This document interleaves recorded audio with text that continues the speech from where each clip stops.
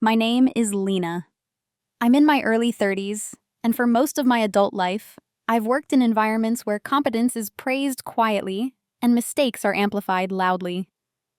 I've been described as dependable, low maintenance, someone who doesn't make things difficult. People often mistake that for softness. Or worse, permission.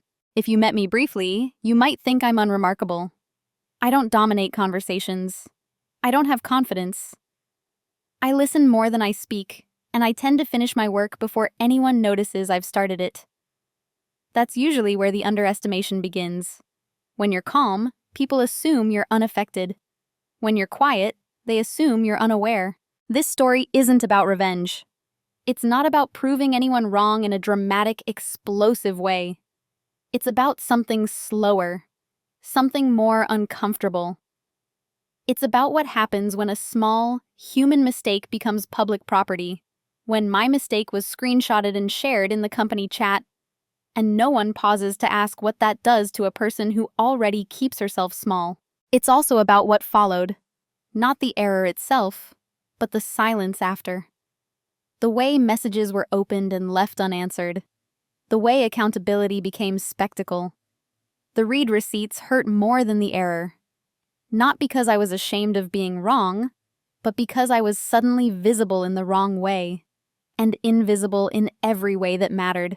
Over the next hour, I'm going to walk you through what it feels like to be slowly repositioned in a system without being formally demoted.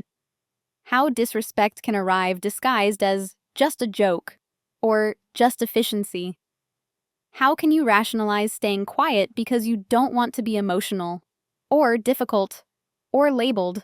You'll hear how I normalized things that shouldn't have been normal. How I accepted a role that was never explicitly assigned but very clearly enforced. And then, without confrontation, without ultimatums, how something shifted inside me. Not outwardly, not in a way anyone noticed at first. This is a story about patience, documentation, and restraint. About learning the difference between being silent because you're afraid and being silent because you're choosing to observe. About discovering leverage not as a weapon, but as clarity. There are no heroes or villains here. No shouting matches, no last-minute rescues. Just people behaving exactly as they always had, and one person deciding she would no longer absorb the cost of that behavior quietly. I'm telling this now because many of us have lived some version of it. A moment when you realize the environment you're loyal to is not loyal to you. When you understand that staying calm doesn't always keep you safe. It just makes you easier to overlook. So before I continue, let me ask you something gently, without judgment. Have you ever stayed quiet after being hurt? Not because you didn't notice, but because you were waiting to understand what it meant? To them, I was reliable, not impressive, not memorable, just reliable in the way that makes people stop checking behind you. The kind of person whose name doesn't come up in meetings unless something needs to be fixed quickly and quietly. I was the one CC'd late, looped in at the last minute, trusted to handle it without needing clarification or praise. I didn't mind that, at first. There's a certain safety in being the person no one questions. When expectations are low and consistent, you learn how to exceed them silently. I took pride in being steady, in being the calm presence when others were reactive. I believed competence spoke for itself, but competence without visibility doesn't speak. It just absorbs. In the office, I sat near the window, slightly removed from the center cluster of desks. People passed me on their way to louder conversations. When something went wrong, my inbox filled. When things went right, silence. That pattern felt normal, almost comforting. I told myself I didn't need recognition, that I valued peace more than praise. What I didn't admit, at least not yet, was how quickly reliable turned into expendable. How easily being agreeable slid into being overlooked. When you don't assert, others assign. I became the unofficial buffer, the one who softened rough edges.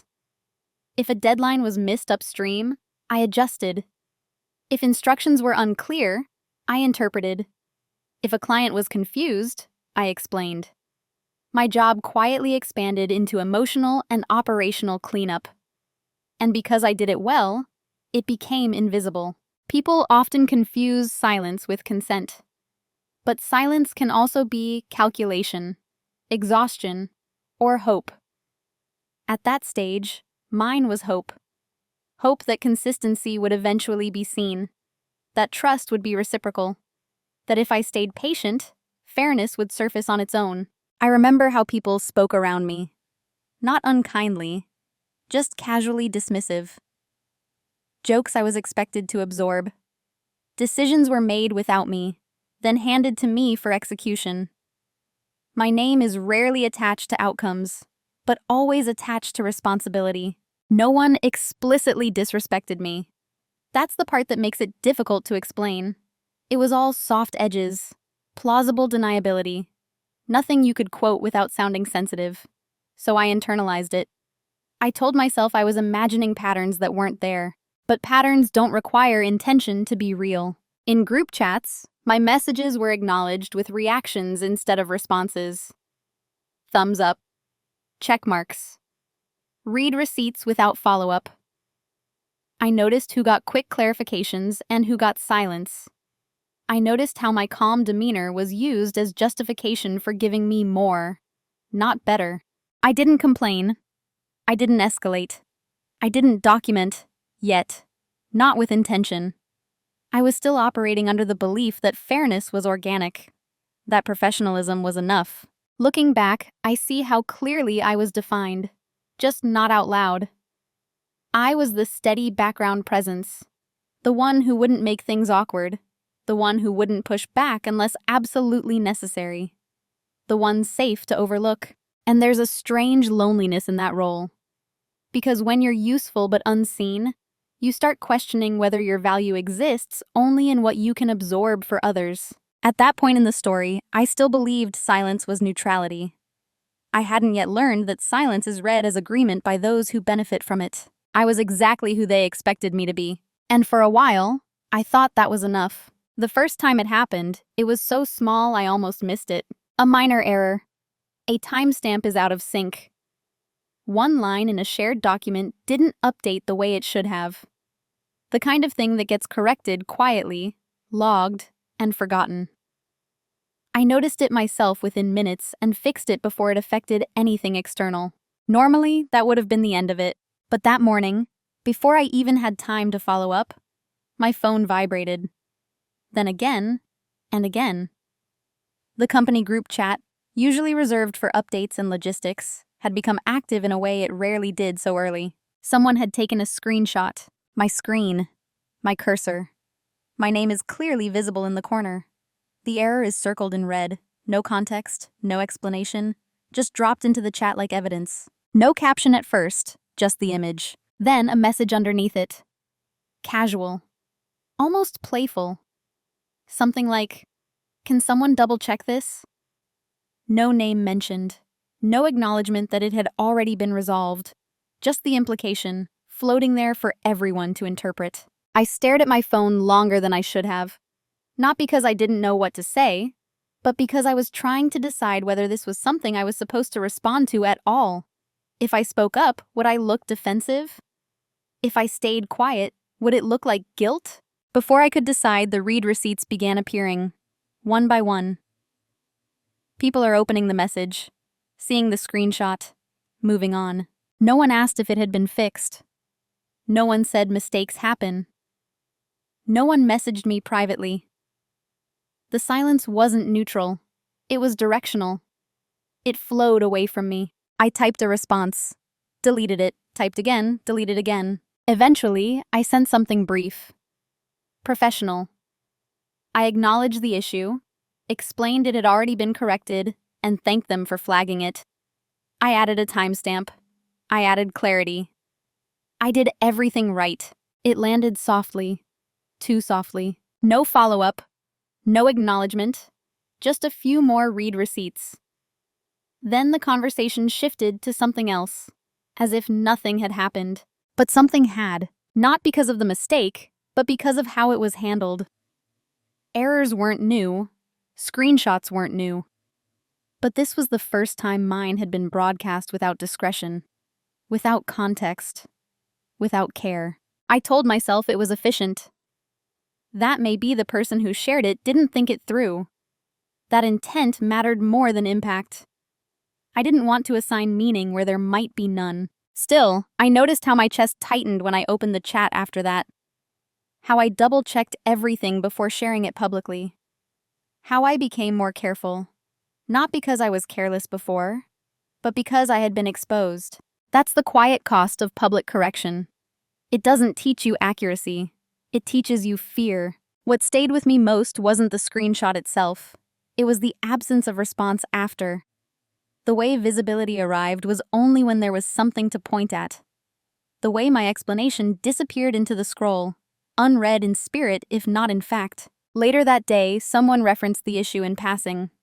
Not to me, to someone else. As an example. I wasn't named, but I was present.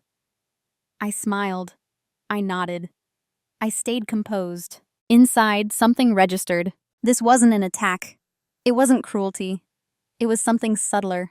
A shift in how care was distributed. A signal about whose mistakes were private and whose were communal. And because no one reacted strongly, I told myself not to either. I made a mental note. Not emotional, just factual. This was the first small cut, and no one else seemed to feel it but me. After the screenshot, nothing changed on the surface. That's what made it easier to ignore, and harder to forget. No apology followed. No clarification. The rhythm of work resumed exactly as before. Tasks arrived. Deadlines stacked. Conversations moved on.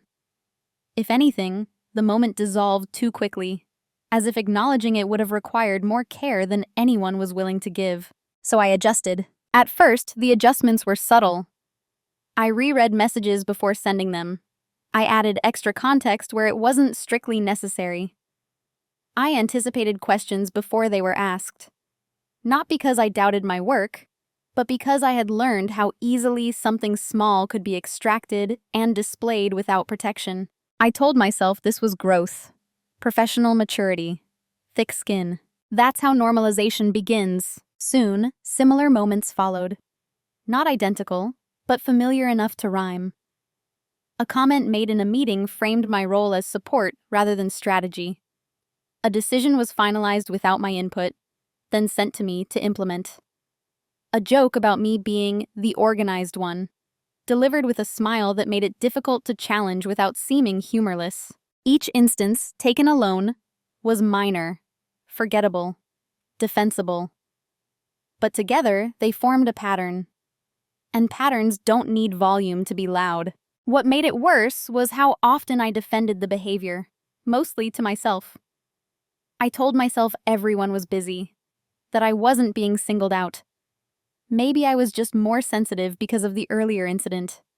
I didn't want to be the person who reads intent into efficiency, so I stayed quiet. Silence became a coping mechanism. When messages went unanswered, I assumed people were occupied. When my contributions weren't credited, I reminded myself that the work still mattered. When I felt the urge to speak up, I asked whether it would actually change anything, or just mark me as difficult. There's a particular kind of professionalism that rewards restraint while quietly punishing presence. I was very good at that version of professionalism. I watched others push back. I watched them question decisions openly, interrupt meetings, and assert ownership.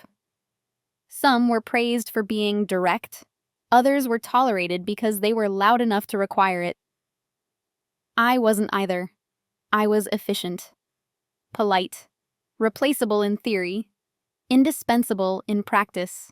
That contradiction is exhausting. Over time, I noticed how my own internal language shifted. I stopped thinking, they should have asked me, and started thinking, I should have said something sooner. I took responsibility for dynamics I didn't create. I framed my silence as a choice, even when it felt more like survival. The disrespect didn't escalate. It settled in. It became ambient. The background noise of work. And that's the danger. When something becomes normal, you stop measuring it. You stop reacting. You stop checking whether it aligns with your values or just your tolerance. I began to anticipate being overlooked. I preemptively filled gaps. I smoothed transitions. I carried information across teams without credit. And because I did it well, it reinforced the belief that this was my role. No one told me to stay in my lane. They just built the road around me. There were moments I almost spoke up, drafted messages I never sent, paused mid-sentence in meetings and let someone else finish the thought. Each time I chose composure. Each time I told myself I was being strategic. But strategy without direction is just endurance. I didn't feel angry. Not yet. Mostly tired. Tired of being careful. Tired of being responsible without authority. Tired of watching respect get distributed based on volume instead of value. Still, I stayed. I told myself it was temporary, that this was just how teams function sometimes, that if I kept my head down, things would even out. What I didn't realize then was that by accepting the pattern, I was teaching them how to treat me. And once a behavior is normalized, it stops feeling like a choice to the people benefiting from it. It just feels like the way things are. It wasn't announced. There was no meeting where someone said, "This is who you are now." No document outlining expectations. No formal shift in title or compensation. But the role was clear. I was the stabilizer, the one who absorbed friction so others could move faster. The person who filled in gaps without needing to be asked. The quiet constant that allowed everyone else to operate with more range, more error, more confidence. At first, I thought that role came from trust, that being relied on meant being respected. But there's a difference between being trusted and being taken for granted. And I was slowly crossing that line without noticing when it happened. My responsibilities expanded sideways, not upward. I became the point of contact for issues that didn't belong to any one department. I was looped into conversations late, expected to catch up instantly, and then deliver results as if I'd been there from the start.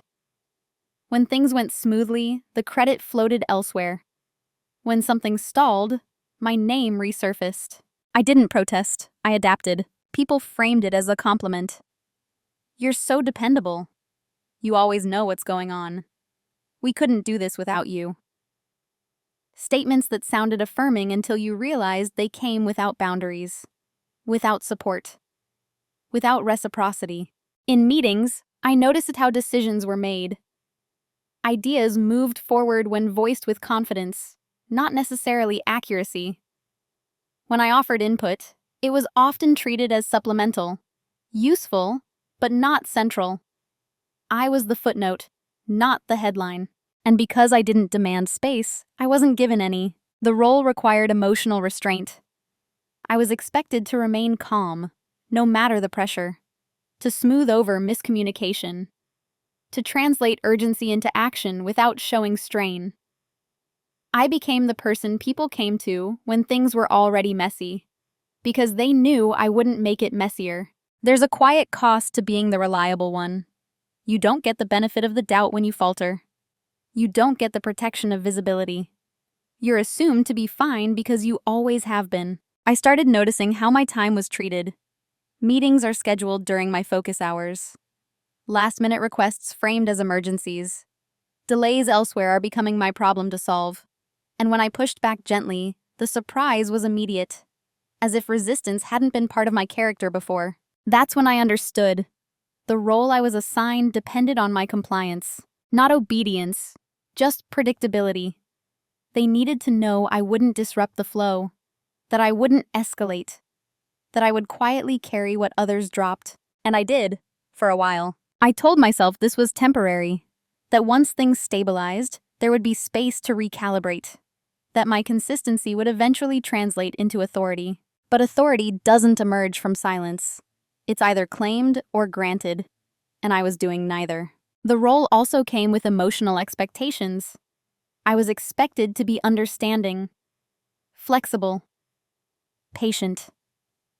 When stress ran high, I was the calm in the room. When tensions flared, I was the buffer. My emotional labor wasn't acknowledged because it was never dramatic. That's the paradox.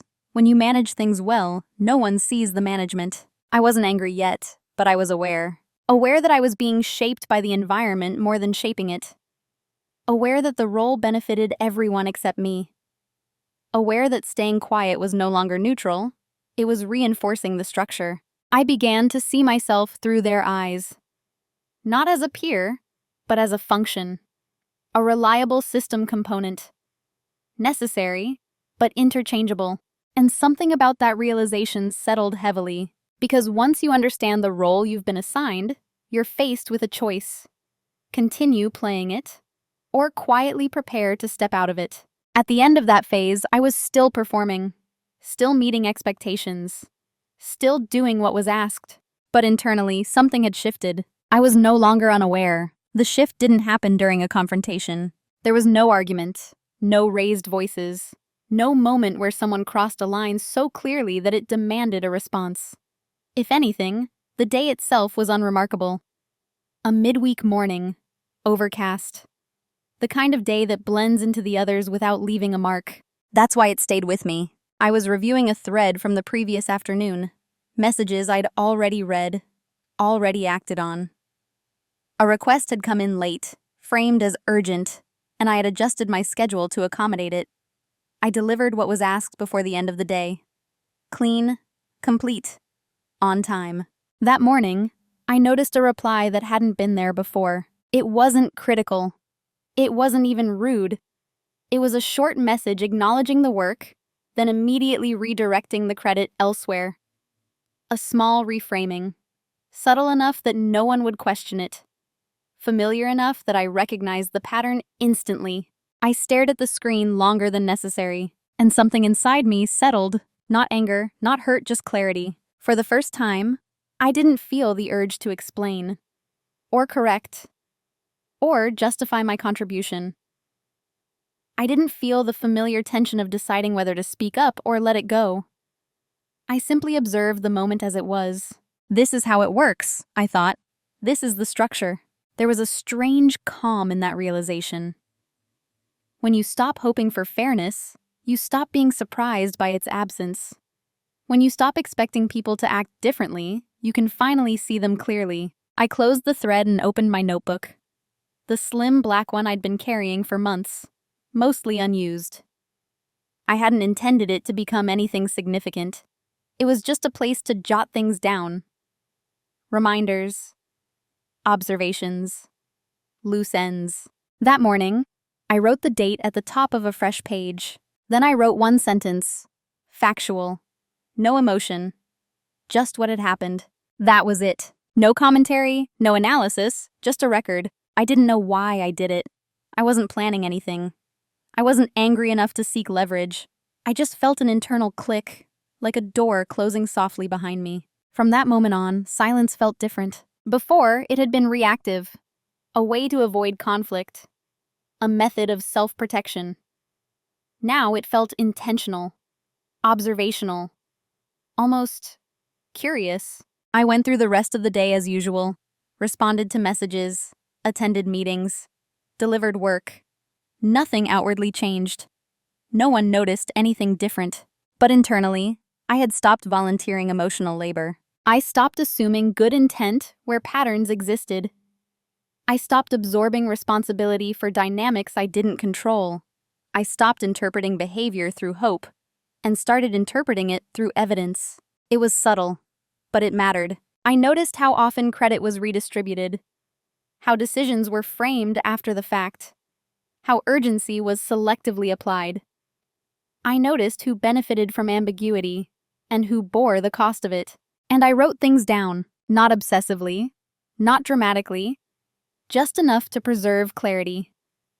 Dates, context, outcomes, nothing subjective, nothing that couldn't stand on its own. There was relief in that. Relief in naming reality without reacting to it. Relief in no longer carrying everything internally. That day wasn't the beginning of action. It was the beginning of orientation. I wasn't preparing to confront anyone.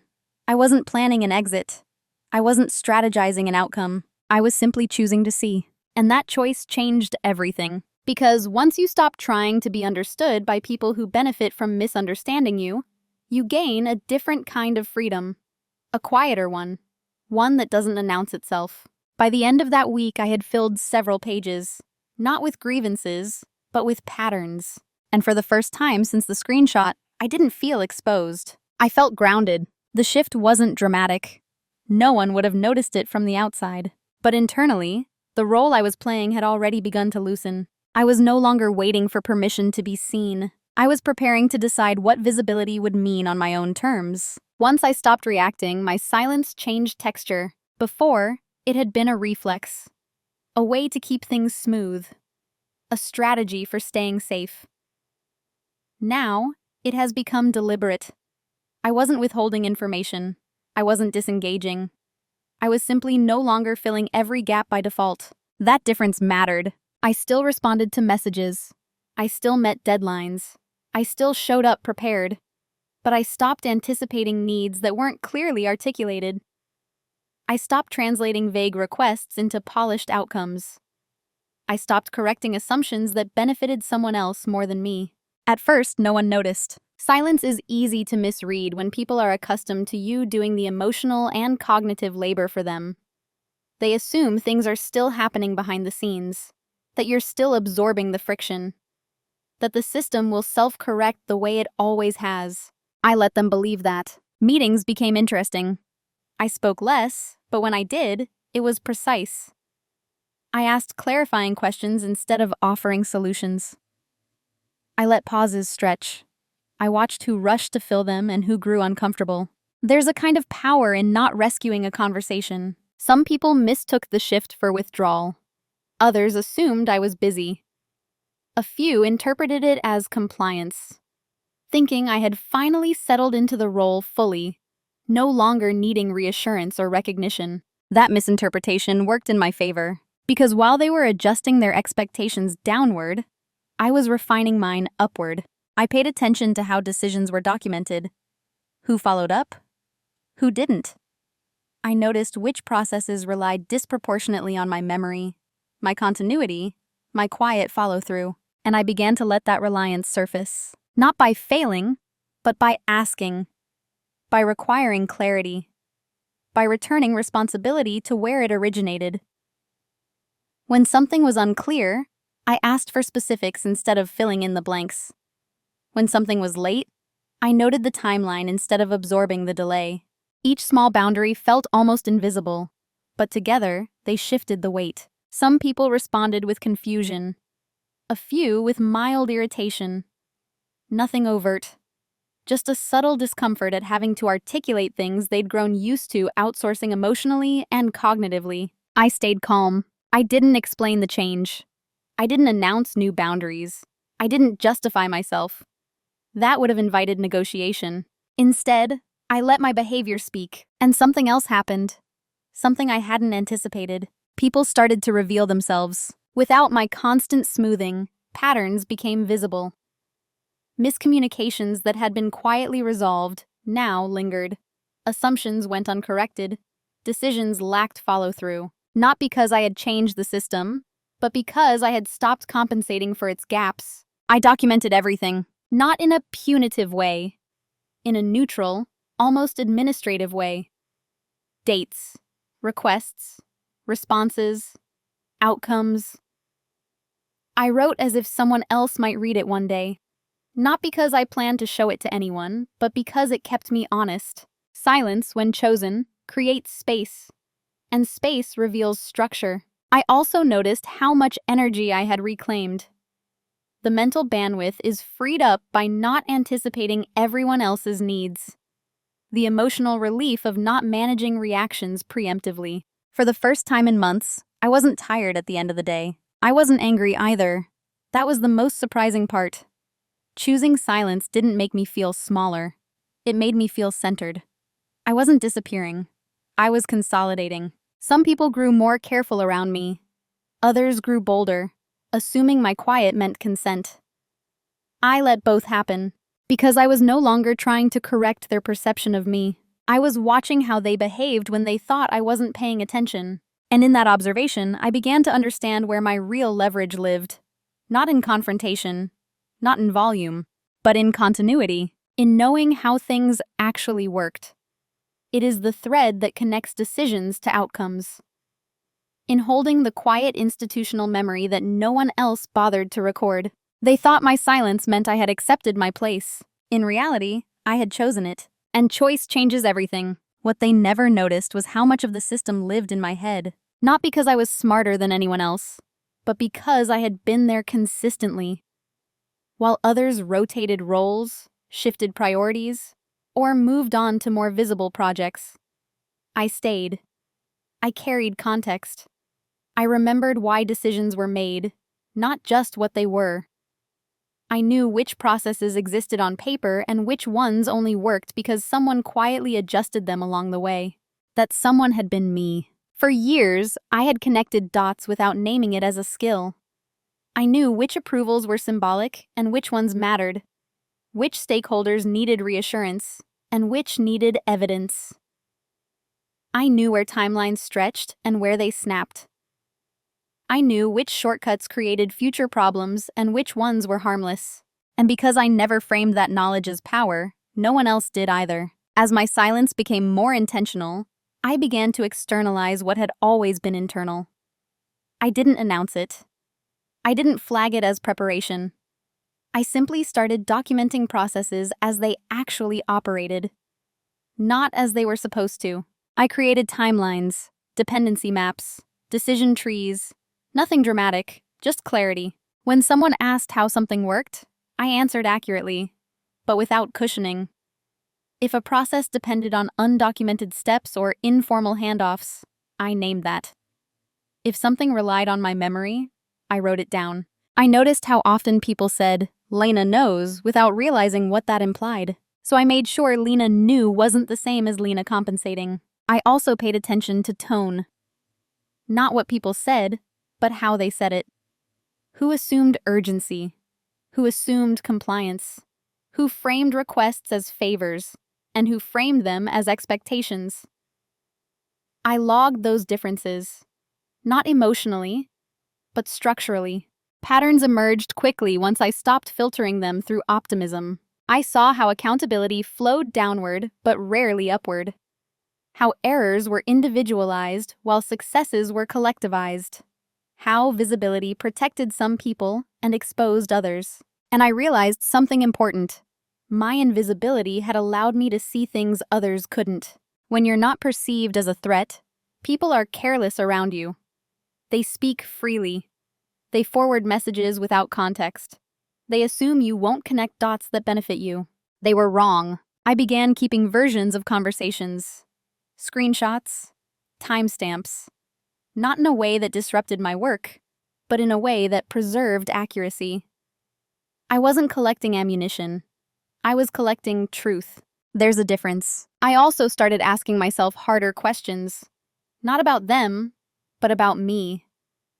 Why had I tolerated so much ambiguity? Why had I equated being easy to work with being valuable? Why had I believed that patience would eventually be rewarded? Those answers weren't comfortable, but they were clarifying. As weeks passed, the gap between perception and reality widened. On the surface, nothing had changed. I was still the dependable one. Still calm, still quiet, still performing. Underneath, I was repositioning. I noticed which responsibilities were uniquely mine and which could be redistributed. I stopped being the default for things that weren't formally assigned. I asked for documentation where none existed. I clarified ownership in writing. Some people resisted. Not openly, but passively. Delayed responses. Vague acknowledgments. The usual signs of discomfort when systems are asked to become explicit. I stayed steady. What they never noticed was that by making things visible, I was reducing my own risk. I was no longer the single point of failure or success. I was building a record that reflected reality, not reputation. And that record began to matter. Because once information exists outside your head, it changes how power moves. It creates accountability. It limits plausible deniability. I wasn't planning to use it against anyone, but I was no longer willing to carry it alone. The most important thing they never noticed, though, wasn't the documentation. It was the shift in how I saw myself. I stopped seeing my calm as passivity. I stopped seeing my restraint as weakness. I stopped measuring my worth by how little disruption I caused. Instead, I began to see myself as a constant in a system that relied heavily on constants, but rarely acknowledged them. And constants, when they move, change everything. I didn't rush. I didn't reveal anything prematurely. I didn't force outcomes. I just kept watching, recording, clarifying, letting the system show me exactly how it functioned without my interference. And in that observation, I found something more valuable than validation. I found leverage. The reveal didn't come from a single discovery. It was cumulative, quiet, almost anticlimactic. One afternoon, while reviewing a process map I'd been refining, I noticed something that had always been there, but had never been named. A dependency that ran through me. Not formally, not in any org chart or responsibility matrix, but functionally, undeniably. Several workflows, critical ones, only worked because I bridged gaps no one else had ownership over. If I stepped back, nothing would collapse immediately. That was the illusion. The system would continue, just long enough for people to assume everything was fine. Then delays would compound. Miscommunications would surface. Accountability would scatter. And no one would know exactly where the problem started, except me. That realization wasn't empowering in the way movies make it look. There was no rush, no satisfaction, just a steady, grounding sense of clarity. This is how it works. I cross-referenced timelines, compared past incidents, looked at where I had intervened quietly and where I hadn't. The pattern held. My value wasn't in what I produced, it was in what I prevented. I sat with that for a long time, because leverage like that comes with responsibility. Not moral superiority, but choice. The choice to continue absorbing the cost, or to stop. And stopping didn't have to mean sabotage. It didn't have to mean confrontation. It could simply mean letting the system experience itself without my invisible corrections. That was the moment I understood the difference between power and control. Control demands action. Power allows restraint. I didn't tell anyone what I'd realized. Not a friend, not a colleague, not even in my own notes. I didn't need to externalize it. Naming it privately was enough. From that point on, every decision became cleaner. When I was asked to just handle something vague, I asked for clarity. When I was looped in late, I documented the timing. When credit shifted, I noted the language used. I wasn't collecting proof for a confrontation. I was building an internal compass. And with that compass, I saw something else. The people who benefited most from my invisibility were not malicious.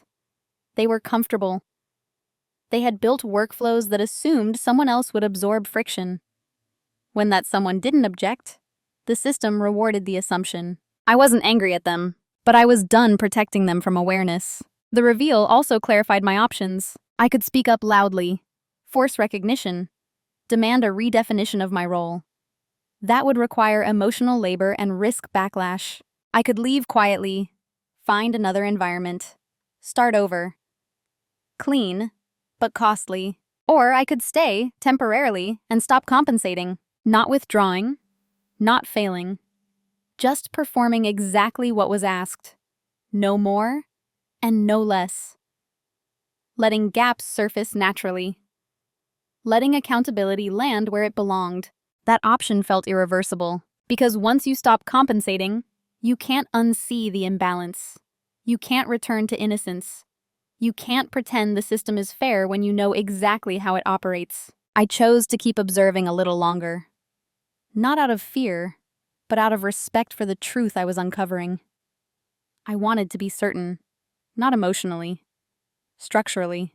And certainty arrived quietly. A missed handoff, a delayed response, a meeting that ended without decisions because the connective tissue wasn't there. I watched it happen without intervening. No panic, no guilt, just confirmation. The system didn't break, but it wobbled. And in that wobble, I saw exactly how much I had been holding. The private reveal wasn't about dominance.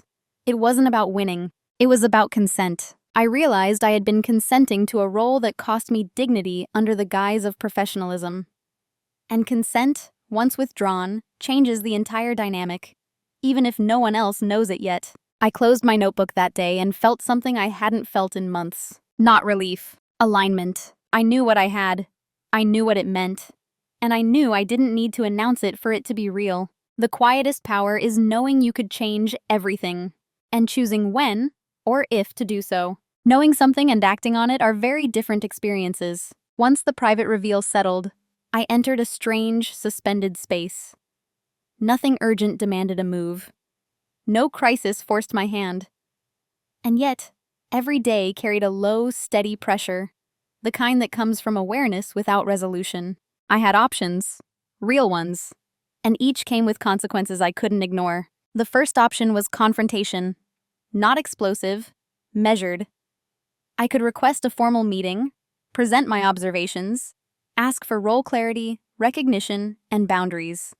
It would be clean, transparent, and risky, because confrontation doesn't just surface issues, it exposes power dynamics. And I had seen enough to know that clarity wouldn't be welcomed by everyone. Some would respond defensively. Others would reframe. A few might subtly reposition me as the problem. I wasn't afraid of conflict. I was wary of misdirection. The second option was departure. Quiet, professional, unceremonious. I could find another role where my skills were better aligned with visibility and respect. I could start fresh, free from accumulated context and quiet compromises. That option was tempting, but it felt incomplete. Leaving without understanding the full weight of my contribution would mean carrying the same pattern forward, just in a different environment. I didn't want escape. I wanted agency. The third option was the most subtle and the most irreversible. I could stop absorbing, not as a protest, not as punishment, but as alignment. I could perform my role as defined, not as assumed. I could let systems experience the absence of my invisible labor. I could allow accountability to land where it belonged, without commentary or emotion. That option required patience, discipline, restraint, and once chosen, it couldn't be undone. Because the moment you stop compensating, the system reveals itself. And once revealed, there's no returning to the illusion that things were fine. I weighed these options carefully, not emotionally, but structurally. I mapped outcomes, considered timelines, observed reactions. I asked myself not what felt satisfying, but what preserved my integrity. And the answer was clear. I chose the irreversible option. Not because it was dramatic, but because it was honest. From that point on, every action became deliberate. I responded to what was asked. I clarified the scope in writing. I documented dependencies. I declined to rescue vague requests. I stopped translating urgency into priority, unless it was formally defined. I didn't announce this shift. I didn't justify it. I simply embodied it. At first, the system resisted, gently, with confusion, with the assumption that I would eventually step back in. I didn't, and something interesting happened. People began to feel the weight they had been deflecting. Not all at once, not catastrophically, but enough to notice. Meetings ran longer. Follow-ups multiplied. Decisions stalled. The friction I had absorbed for so long re-entered circulation. I stayed calm. I didn't point it out. I didn't say, "I told you so." I didn't explain what was happening, because an explanation would have softened the impact. This wasn't about teaching a lesson. It was about restoring balance. The decision wasn't fueled by anger. It was fueled by respect, for myself and for the truth. I accepted that some relationships might change, that some perceptions might shift, that some doors might close.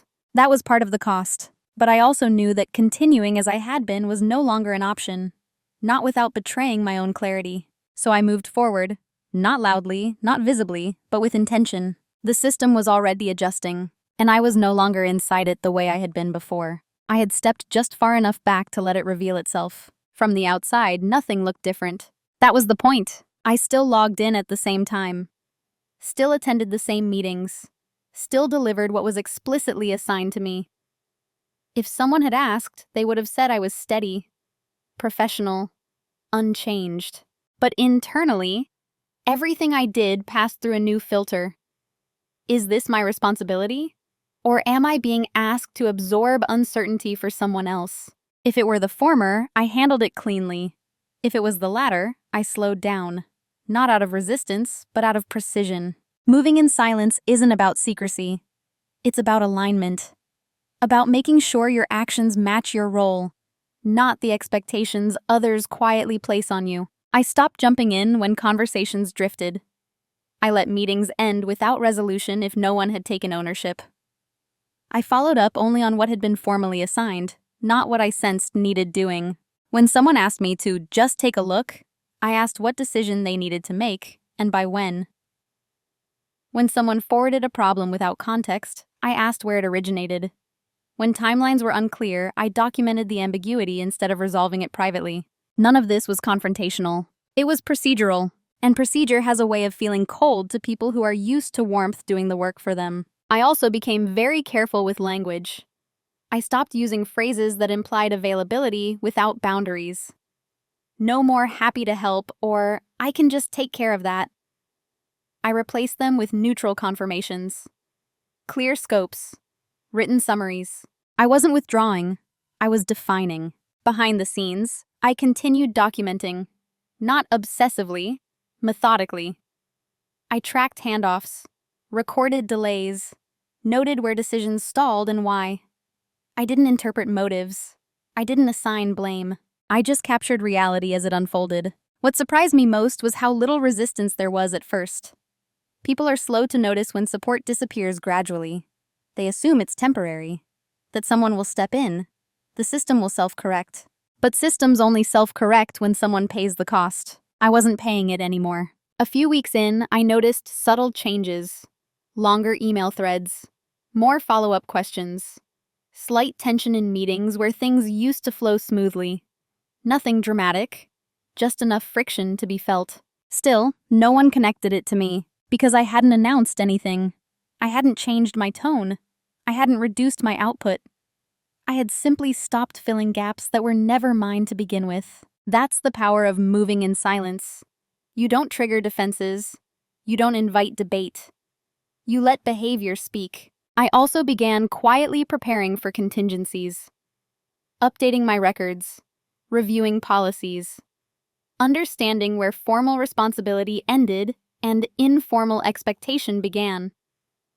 I didn't involve anyone else. I didn't signal intent. I just made sure I was protected. There was a strange peace in that phase.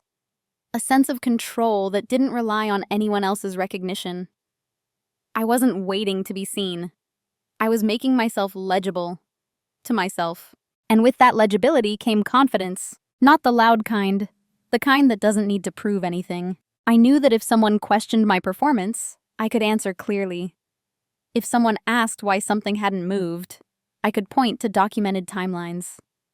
If someone tried to reassign responsibility retroactively, I had records. I wasn't preparing to attack. I was preparing to stand still. Because when you stop moving to accommodate others, the imbalance becomes visible on its own. And once it's visible, it can't be unseen. Still, no one said anything. They were just beginning to feel it. The first signs didn't come as a confrontation. They came in confusion. The meeting ran long and ended without a clear decision. An email thread circled the same question 3 times without resolution. A task stalled because no one was quite sure who owned the next step. Small things, easily dismissed. But I noticed how often my name appeared in follow-up messages. Not as a request, but as a question. Has Lena seen this? Do we know if Lena handled that? Can Lena confirm? I responded when it was appropriate. I clarified what had been assigned to me and what hadn't. Calmly, factually. And for the first time, the answers weren't satisfying. Because people weren't used to hearing, that wasn't in my scope. Or, I wasn't looped in on that decision. Or, I don't have context on this. They weren't used to the absence of my assumption. At first, they tried to reroute around it, asking others, revisiting old threads, hoping the answer existed somewhere else. Sometimes it did, often it didn't. The system had grown dependent on my continuity, in my memory, on my quiet corrections. Without them, things didn't fail, but they slowed. They became visible. They required effort, and effort has a way of drawing attention. I noticed a shift in tone. Messages became more careful. Questions are more specific. Deadlines are more explicit. Not because people had changed, but because they were adjusting to friction they hadn't felt before. Still, no one addressed it directly. It's uncomfortable to name a loss you didn't realize you were benefiting from. In one meeting, someone joked about things feeling less smooth lately. There was laughter, agreement, no conclusion. I said nothing, because this wasn't about calling it out. It was about letting it land. I also noticed something else. The people who had benefited most from my invisible labor were the ones who struggled the most. Not maliciously, just unpracticed at carrying the weight themselves. They weren't bad people. They were unaccustomed to accountability without a buffer. And I had been that buffer. As consequences accumulated, they didn't point to me. They pointed everywhere else. Process gaps, communication issues, external delays. Everything except the missing constant. That's how invisible work operates. It's only noticed in its absence. I stayed consistent, calm, professional. I didn't gloat. I didn't withdraw further. I didn't step in to rescue. I let things take the time they took, and slowly attention shifted. Not to blame, but to inquire. People began asking how things used to work, what I had done differently, what steps were missing now. I answered honestly, without embellishment, without self-promotion. And in doing so, I made something clear without saying it outright. What you thought was the system was often just me. That realization unsettles people, because it forces a reevaluation, not just of roles, but of assumptions, of who carries what, of who absorbs the cost of smoothness. I didn't enjoy this phase. It wasn't satisfying to watch others struggle. It wasn't validating to see friction emerge. It was simply necessary, because until the consequences surface, nothing changes. I didn't need acknowledgement. I needed alignment. And alignment only happens when reality is allowed to assert itself. By the end of that phase, the atmosphere had shifted. Subtly. Conversations carried more weight. Decisions took longer, but were more deliberate. Accountability began to be redistributed. Not evenly, not perfectly, but differently. And that difference marked the beginning of something no one had anticipated, including me. By the time they tried to address it, the shape of the problem had already changed. What began as confusion hardened into discomfort, then into urgency. Not panic, not yet, but a collective sense that something wasn't aligning the way it used to. Timelines slipped more visibly. Dependencies surfaced too late. Questions that once had immediate answers now required meetings. That's when people started looking backward, not to assign blame, but to recover what had been lost. I noticed the shift in language first. Messages that used to be assumed are now asked. Requests that were once casual became careful. There was a subtle return of politeness, of context, of acknowledgement. But it arrived late, because it wasn't paired with understanding. People wanted things to go back to normal, without examining what normal had cost. They wanted efficiency without ownership, smoothness without support. In one meeting, someone said, "We might need to tighten processes again. Things feel scattered." Heads nodded. Notes were taken. Action items assigned. I listened quietly, because tightening a system doesn't restore what made it work. It just exposes what was never formalized. They began implementing fixes, new templates, additional checklists, more meetings. None of them addressed the core issue, that the system had relied on unacknowledged labor, and that labor was no longer freely given. A few people reached out to me directly, friendly, curious, framed as collaboration. "Can you help us understand how you used to manage this? Do you have insights on what might be missing? Is there anything we should be doing differently?" I answered honestly. I explained what I had done, without framing it as a sacrifice. I described the steps, the time, the decisions. I didn't say I had been carrying too much. I didn't say anyone had taken advantage. I let the facts speak, and I could see the realization land. Not dramatically, not all at once, just a quiet recalibration. A dawning awareness that what they were trying to fix wasn't a process, it was a person. But here's the thing about awareness that arrives late. It doesn't restore trust. It creates regret, and regret is uncomfortable. It makes people want to reverse things quickly, to apologize, to reset, to smooth over what's been exposed. But some shifts can't be undone, because by the time they noticed the gap, I had already redefined my relationship to it. I wasn't willing to step back into the role as it had been, not without clarity, not without boundaries, not without recognition, not in the form of praise, but in structure. And structure takes time. They wanted immediate relief. I wanted long-term alignment. Those goals didn't match. I could feel the tension in conversations, the careful phrasing, the subtle attempts to re-engage me as the stabilizer, the unspoken hope that I would resume compensating now that it was being acknowledged. But acknowledgement without change is just nostalgia. I didn't say no. I just didn't say yes. I continued to operate within my defined scope. Continued to document. Continued to ask for clarity. Continued to let ownership sit where it belonged. And gradually, it became clear that the old dynamic wasn't coming back. Not because I refused, but because I had moved. The role they were trying to recover no longer existed in the same way. And recreating it would require a redistribution of responsibility that no one was fully prepared for. That's when discomfort turned into something else. Not anger, not blame. Acceptance. Too late to fix it. Not because it was broken beyond repair, but because the person who had held it together had changed. And once someone changes in response to clarity, you can't ask them to unknow what they know. The system would adapt, but it would never again be carried quietly. The conversation finally happened on a Thursday afternoon, not because I demanded it, but because the system could no longer pretend everything was fine. A calendar invite appeared with a neutral title. No urgency markers. No agenda beyond alignment. That alone told me everything. I joined the call on time. Camera on. Posture relaxed. I didn't rehearse what I would say. I didn't need to.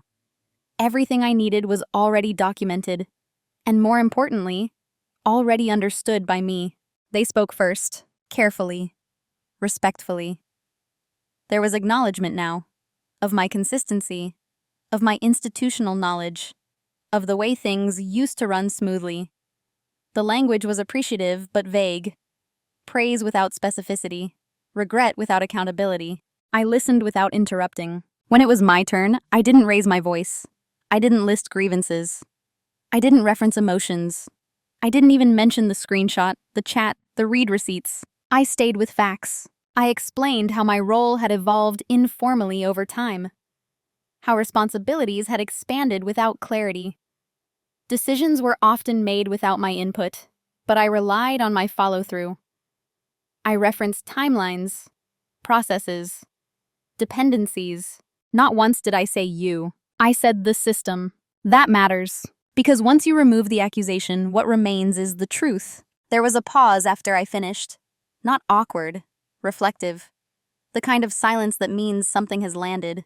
They asked what I wanted. It was the first time that question had been asked without assumptions attached. I answered simply. I wanted a defined scope.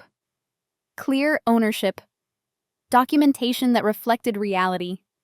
Recognition not as praise, but as structure, so that responsibility and authority are aligned. I didn't ask for apologies. I didn't ask for validation. I didn't ask to be seen differently. I asked for the system to change. And here's the thing about calm confrontation. It doesn't give people much to push against. There was no defensiveness, no debate, just nods, notes, agreement that things needed to be clarified. But I could also feel the loss. Because what they were agreeing to wasn't just a set of changes. It was the end of an era where things worked because someone absorbed the cost quietly. I made it clear that I would continue to do my job well, that I was invested in outcomes, that I wasn't disengaging, but I was no longer willing to operate in ambiguity. No ultimatums, no deadlines, no threats, just a boundary. When the meeting ended, I didn't feel victorious. I didn't feel relieved. I felt steady. Because confrontation without heat isn't about winning. It's about standing where you are and letting that be enough. After that day, things did change. Slowly, imperfectly, Processes were clarified, ownership redistributed. Some things improved, others remained clumsy. But the dynamic between me and the system was different. I was no longer invisible, not because I demanded attention, but because I had stopped disappearing. And that kind of presence doesn't need to be loud. It just needs to be consistent. I'm still quiet. That's the part people often expect to change, but it hasn't. I don't dominate meetings. I don't have authority. I don't narrate my value in real time. What has changed is my relationship to silence. Before, silence was something that happened to me, a byproduct of caution, of patience, of hoping things would resolve on their own. Now silence is something I use with intention.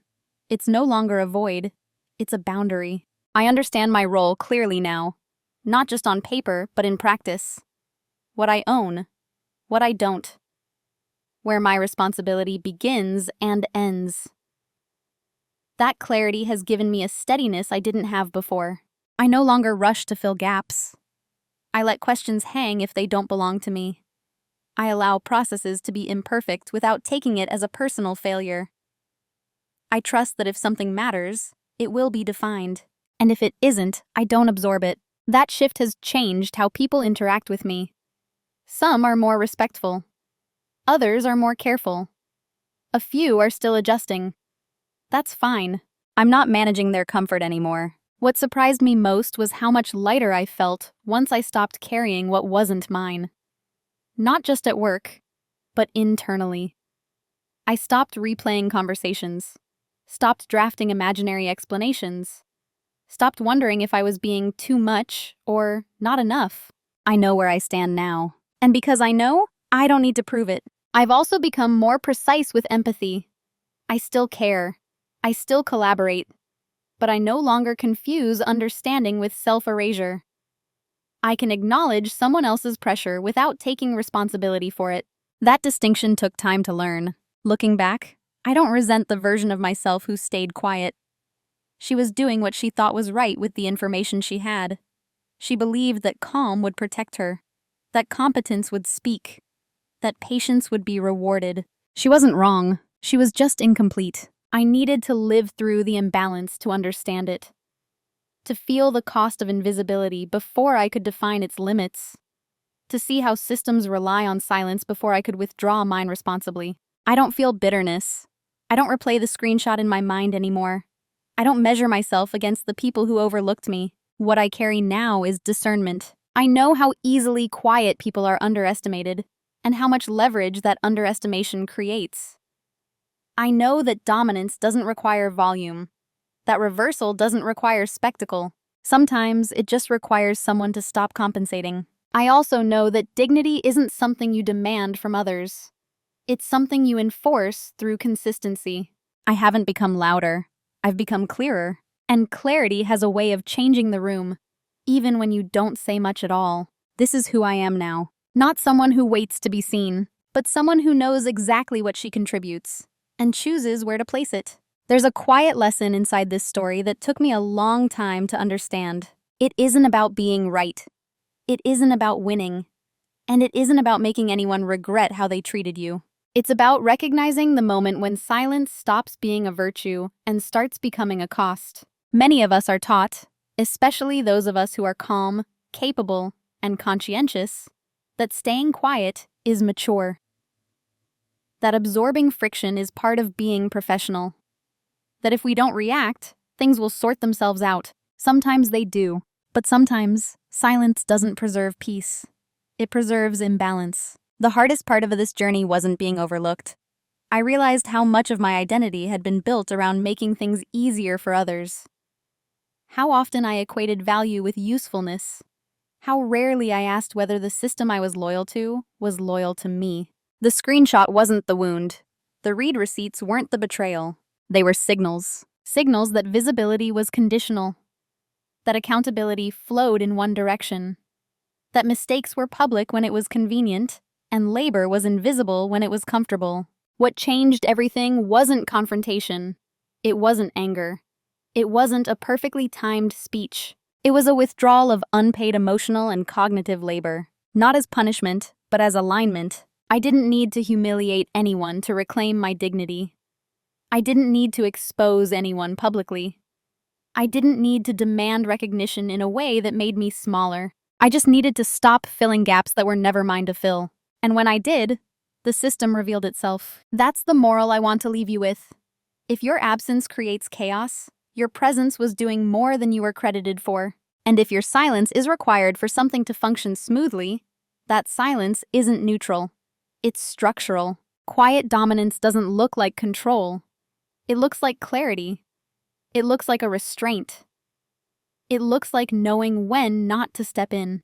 If you're someone who has been underestimated because you don't announce yourself, if you've been relied on because you don't complain, if you've stayed quiet because you didn't want to be seen as difficult, I hope this story reminds you that dignity doesn't require volume.